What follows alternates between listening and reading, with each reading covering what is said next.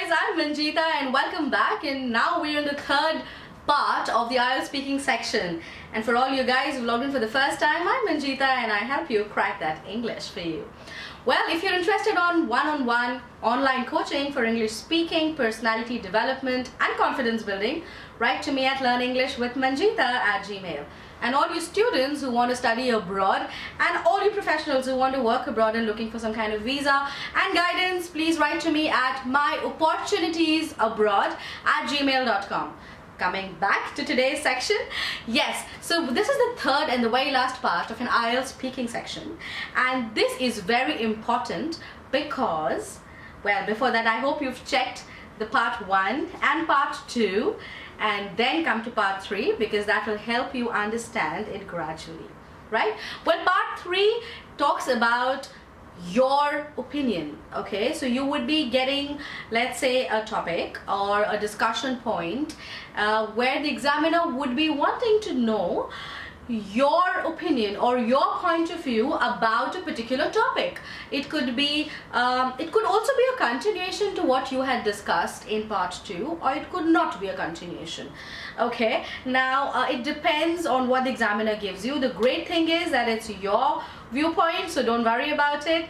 You have to take a stand, talk about it, and then sum it up. For example, we'll do a quick example right now. I can think of is, let's say, do you think technology can replace human teachers in the classroom? Okay, so that's a hypothesis, that's a statement given to you. What's your viewpoint about it? Why do you think? It might also give you some leading questions. For example, why do you think so? What are the advantages? What are the disadvantages? So it might, if those leading questions are given to you, it helps you to just fill up with those answers. If it's not, then you come up with them, and you can follow the simple funda of firstly stressing what your opinion is, and do stress that in the beginning itself, so the examiner is not lost and the examiner knows which side of the discussion you would be taking. So if I would take that topic, then I would say that no, definitely not. Technology cannot take the teacher's place, the human teacher's place in the classrooms. And then I can talk about it, that technology is great, it's definitely great. It is helping teachers in teaching students better. It is helping in the grasping power of students. It is giving them virtual description. Students are, it's becoming more participative. It is becoming more interactive. So I'm going to talk about all the advantages of technology, but how technology is helping human teachers, right? Then I'm going to talk about that I grew up studying by being taught by human teachers, and I love the way they talk about the advantages of human teachers, right? Like when human beings as teachers, I love the way they're empathetic. I love that they understand when to pause, when to repeat. They exactly know if I'm understanding or not. They understand from my body language. They teach a lot beyond just what's taught in the books, you know.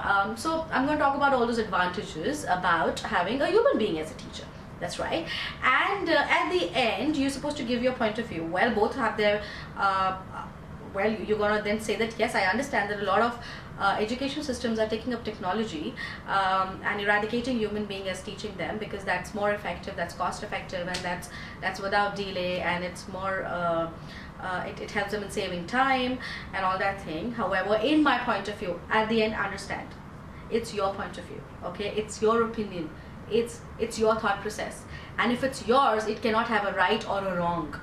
Okay, because it's your idea. It might not match with the idea of the examiner, but the point is, what stand have you taken and how have you supported that stand?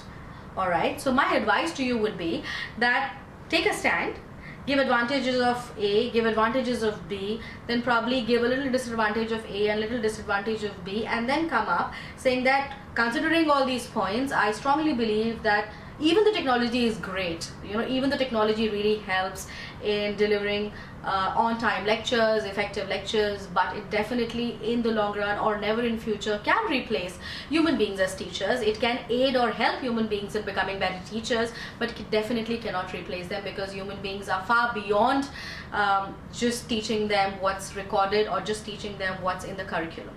Alright, so in my opinion, I truly believe that teachers, human beings as teachers, will be really, really great teachers, and it should never be, they can never be, they're irreplaceable. Alright, so what I've done is I have given a nice picture and I have given them all the pros and cons and slowly come to a conclusion of what my opinion is. Okay, I started off giving my opinion, I built this whole story, and then I ended up summing up my opinion. Alright, so actually my start and my end is the same. If you would have realized, in a different tone, with different usage of words, with different usage of vocabulary, I have said the same thing. But at the same time, I have given my point stating that yes, this is why I feel so. Alright, so that's pretty simple, and I'm sure when we have to talk about what we feel strongly about anything, any topic which is given to us, we have our own points, right? It's as simple as that. Do not panic. You're my rock star. Always remember that, and all the best, and you will crack it. Do write to me and let me know if you have any problem. I'm there to help you. Bye-bye. Take care.